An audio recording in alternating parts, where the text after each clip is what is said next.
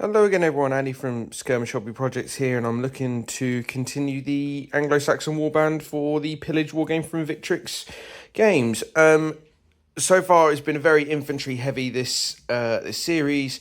Made some decent progress though, and I've got my sort of standard battle line ready to go.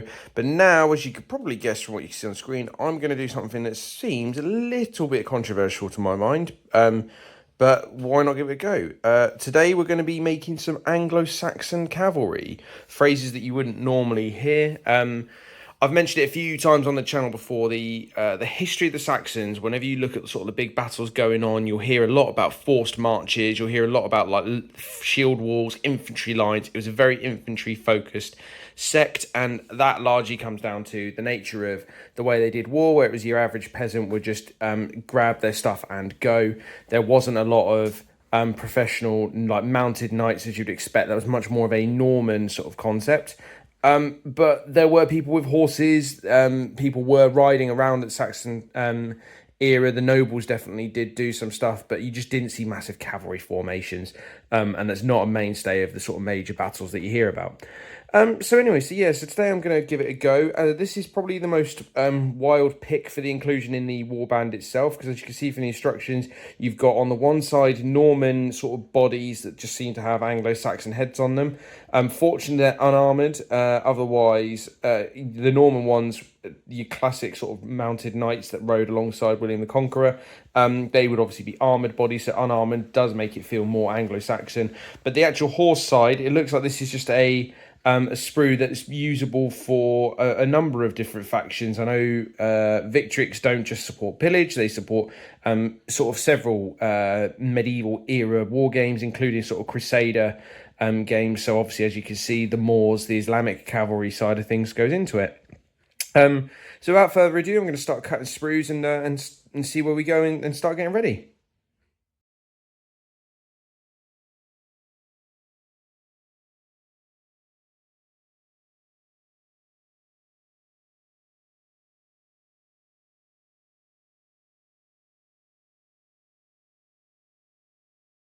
Okay, everyone, so you will have seen the pictures I've done just to show the process of building one of the horses. It was near enough an identical process for all of them, so I didn't feel the need to sort of show much more. Effectively, three parts: horse left, horse right, body, and they just go on top. So I've got them all there. The only bits you can see in the front are just the heads that will go on. So at this point, I'm just going to look to put the arms on and go from there. It'll be relatively quick. Again, classic. I've not really made up my mind of what I'm going to do. I think I'm going to be going all spears with these guys purely because it's horses and spears make the most sense. And again, the idea being that these are your average Anglo-Saxon bloke. They're not going to necessarily have spent the money on a sword as well as a horse. They'll have had to make a price decision somewhere. So a spear being nice and cheap is probably what they've got.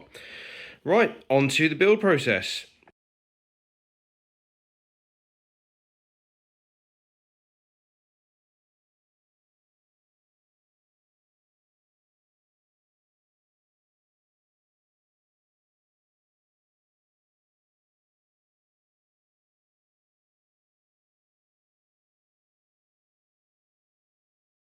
Okay, so there we are then.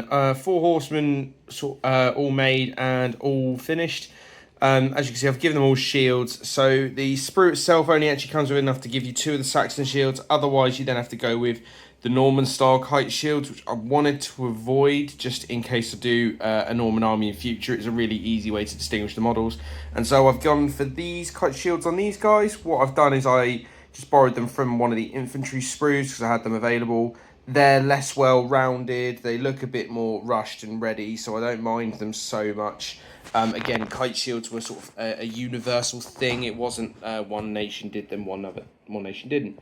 But yeah, again, as per the other other videos on this one, the sprues are really easy to put together, really simple.